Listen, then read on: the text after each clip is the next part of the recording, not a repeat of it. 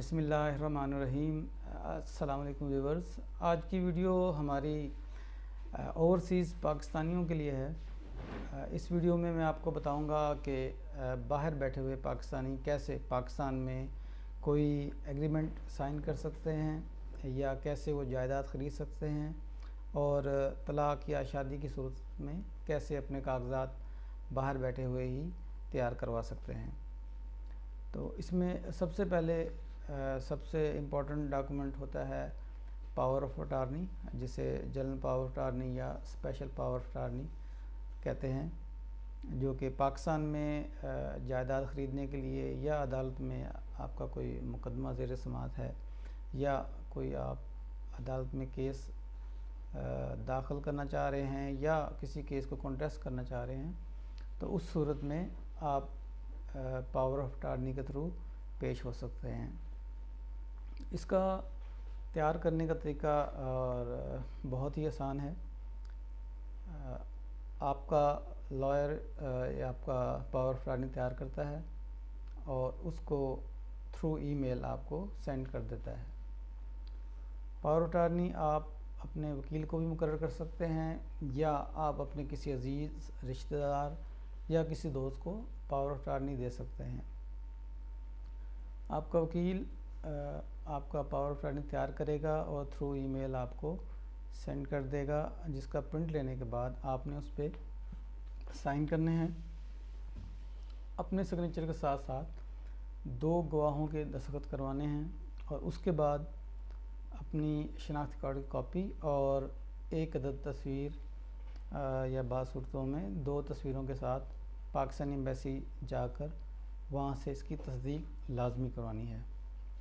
इस तस्दीक के बाद आप वापस पाकिस्तान इस डॉक्यूमेंट को भेज देंगे, जहाँ पर आपका वकील या आपका अटॉर्नी उसको मिनिस्ट्री ऑफ फॉरेन अफेयर्स से अटेस्ट करवाएगा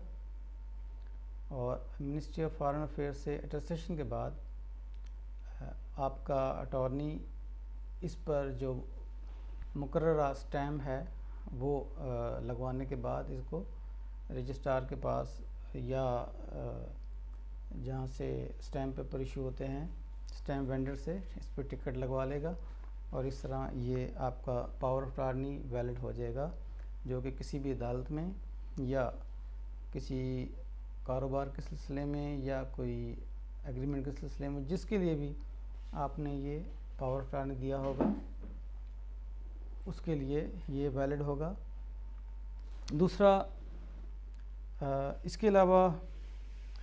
जो मेन रिक्वायरमेंट होती है बाहर बैठे हुए पाकिस्तानीज़ की, वो होता है कि तलाक़ या शादी की सूरत में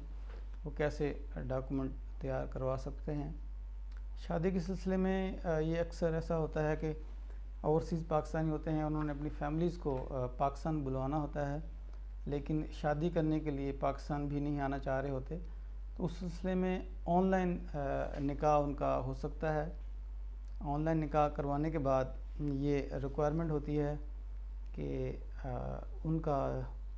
निकाह पहले पढ़ाया जाए, उसके बाद बाकी सारी फार्मेलिटीज़ पाकिस्तान में वैसे ही होंगी जैसे दूसरे निकाह में होती हैं। दुल्हन के सिग्नेचर्स, निकाह रजिस्ट्रार के सिग्नेचर और गवाहों के दस्तखत होने के बाद वो निकाहनामा पाकिस्तान एम्बेसी को भेजा जाएगा, जो कि बज़रिया आपके जो आप बाहर बैठे हैं, यानी कि दुल्हा उसको लेके जाएगा पाकिस्तान एम्बेसी में और वहाँ पर एम्बेसी के सामने अपने दस्तखत करेगा और पाकिस्तानी कौंसलेट या एम्बेसी उनको अटेस्ट कर देगी। अटेस्टेशन के बाद वापस वो डॉक्यूमेंट पाकिस्तान थ्रू कोरियर आएगा और फिर उसकी रजिस्ट्रेशन मुकम्मल हो जाएगी। इसी तरह डिवोर्स की सूरत में अगर आपने अपनी वाइफ को तलाक़ देनी है, उस सूरत में भी 2 तरीके हैं। या तो आप डिवोर्स डीड इसी तरह आप मंगवा लेंगे और पाकिस्तानी एम्बेसी से अटेस्ट करवा कर उसको वापस भेज देंगे और इसके साथ एक नुमाइंदा अपना मुकर्रर कर देंगे या पावर ऑफ अटार्नी अपने लॉयर को दे देंगे और वो उन दोनों चीज़ों के ज़रिए आपकी तलाक़ पाकिस्तान में बाकी प्रोसीजर जो है उसको मुकम्मल करवाएगा। इसी तरह इसके अलावा भी अगर यूनियन काउंसिल में प्रोसीडिंग होती हैं तलाक के बाद, वो भी आपका नुमाइंदा या अटॉर्नी इसी तरह पावर अटॉर्नी के ज़रिए आपकी नुमाइंदगी कर सकता है और आपके ब्याह पर कोई भी डॉक्यूमेंट वसूल कर सकता है। प्रोसीजर सब में सेम ही है, रिक्वायरमेंट सबकी सेम है। इसी तरह अटेस्टेशन होती है मिनिस्ट्री ऑफ फॉरेन अफेयर से और पाकिस्तान एम्बेसी से, उसके बाद वो आपका पावर ऑफ अटॉर्नी वैलिड होता है। अगर कोई प्रॉपर्टी परचेज़ करनी है तो उसके लिए ज़रूरी होता है कि सब रजिस्ट्रार के पास उसकी रजिस्ट्रेशन लाजमी है। बसूरत दीगर दूसरे मामलात में ऐसी रजिस्ट्रेशन की ज़रूरत नहीं होती। इसमें जो सबसे इम्पॉर्टेंट बात है वो मैं ज़रूर यहाँ पर डिस्कस करना चाहूँगा कि जब भी आप किसी को भी पावर ऑफ अटॉर्नी दें, चाहे वो आपका वकील है चाहे आपका रिश्तेदार है,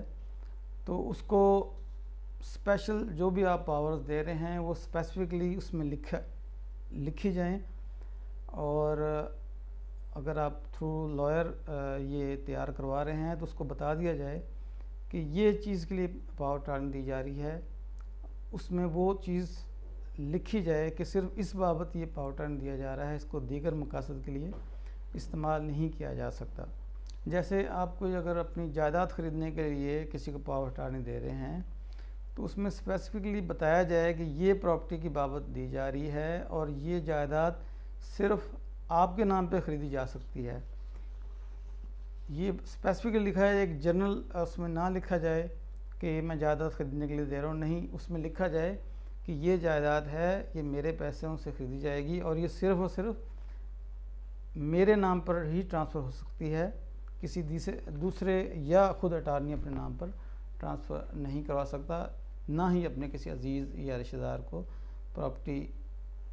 उसके नाम पर ख़रीद सकता है। इसी तरह अगर किसी को प्रॉपर्टी सेल करने की बाबत है और सेल के लिए आप पावर ऑफ अटॉर्नी दे रहे हैं, उसमें ये मेंशन करें कि वो पावर ऑफ अटॉर्नी किसी भी और फ़र्द को अगर बेची जा सकती है, लेकिन जिसको आप अटॉर्नी दे रहे हैं वो अपने नाम पर या अपने किसी अजीज़ रिश्तेदार को वो प्रॉपर्टी सेल आउट नहीं कर सकता। और स्पेशल लिखा जाए कि इस सूरत में अगर किसी को करनी भी है तो वो उससे पहले इजाज़त लेना, एग्जीक्यूटिव से, प्रिंसिपल से इजाज़त लेना लाजमी होगा। तो उम्मीद है आपको वीडियो पसंद आई होगी। मज़ीद सवालात आप कमेंट्स में कर सकते हैं, इंशाल्लाह मैं उनके जवाब दूँगा। इजाज़त दीजिए, अल्लाह हाफ़िज़।